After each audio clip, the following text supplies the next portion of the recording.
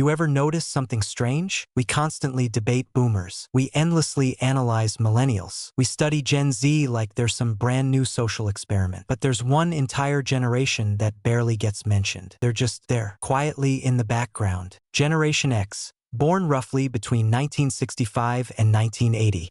They're your manager who doesn't overshare. Your parent who seems emotionally self-contained. The people who helped build the internet but don't feel the need to document their lunch on it. And here's the part most people miss. Gen X may be the most psychologically misunderstood generation alive. They were the original Latchkey kids, not occasionally but on a massive scale.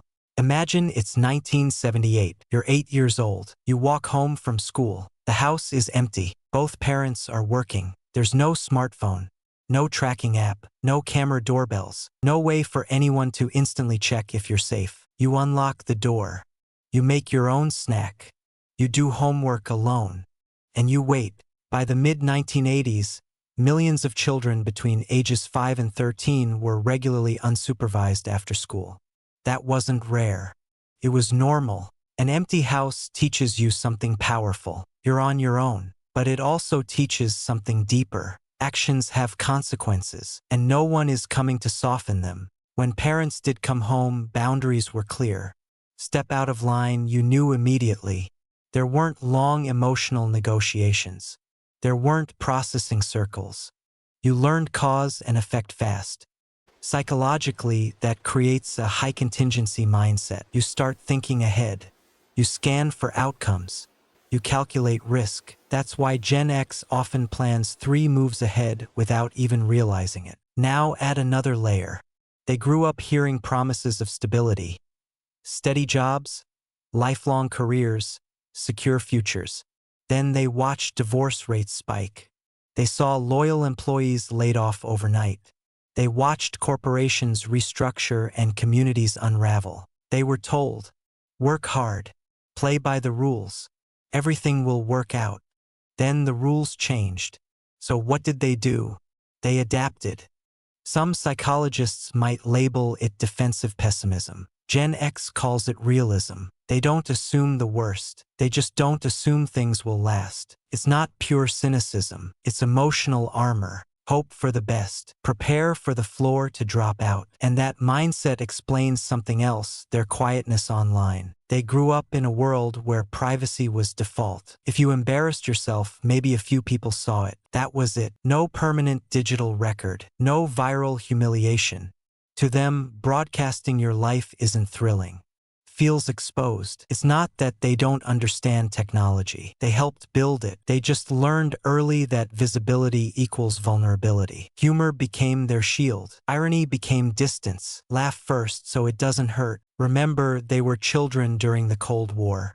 Nuclear drills in school. Duck and cover like a desk could save you. Adults acted like disaster was possible at any moment, but also told kids not to worry. That teaches you something strange. Hold 2 conflicting truths at once. Stay ready. Stay detached. And yet, here's the fascinating part. When it comes to work, Gen X stands out. They don't announce their hustle. They don't post productivity routines. They just execute. Their early jobs weren't resume builders. They were reality checks. Paper routes before sunrise. Grocery bagging. Fast food shifts calculating change in your head when the register froze.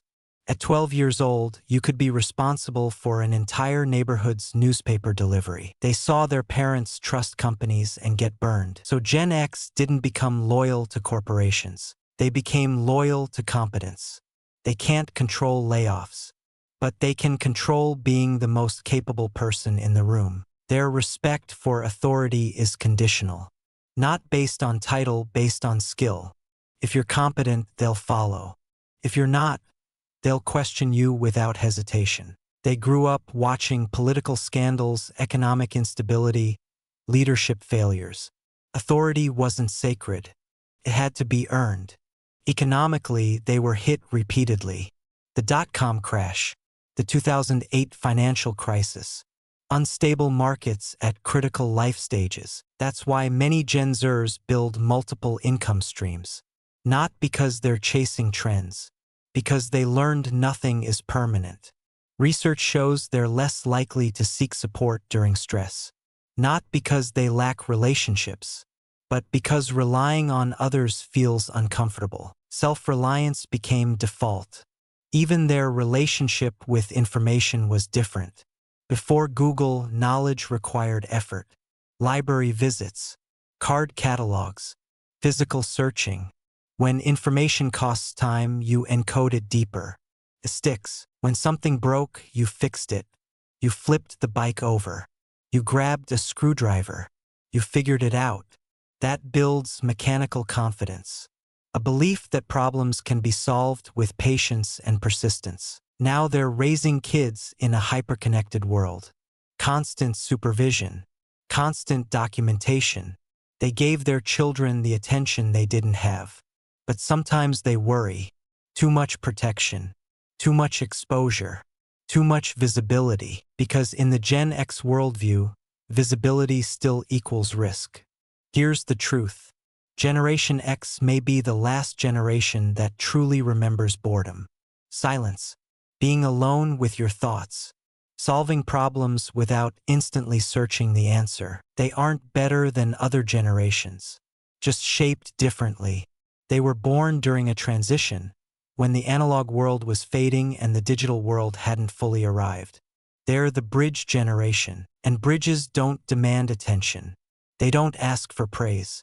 They just hold everything together. Maybe the most Gen X trait of all is not caring whether anyone notices. But there's another layer to Generation X that rarely gets talked about. They grew up in the final years of true analog childhood. No notifications. No algorithm deciding what they should feel next. If you were bored, you just were bored. And boredom wasn't a crisis. It was a space. Psychologists now understand that boredom plays a crucial role in creativity and identity formation. When there's nothing stimulating you externally, your brain turns inward. You imagine. You reflect. You experiment. You build inner worlds. Gen X had a lot of that space. Long summer days with no structured activities. No hourly updates to parents. No digital distractions filling every quiet second. Just time. And in that time, something developed: self-direction. When no one is constantly monitoring you, you begin to monitor yourself. You develop an internal compass. You learn what feels right and what doesn't without immediate feedback loops from hundreds of peers. That's part of why Gen X often appears grounded. Their sense of identity wasn't crowdsourced. It wasn't curated for public approval. It was formed privately. If this hit home for you, please subscribe. And if you want to support these deep dives, hit that join button to become a channel member. I would genuinely appreciate your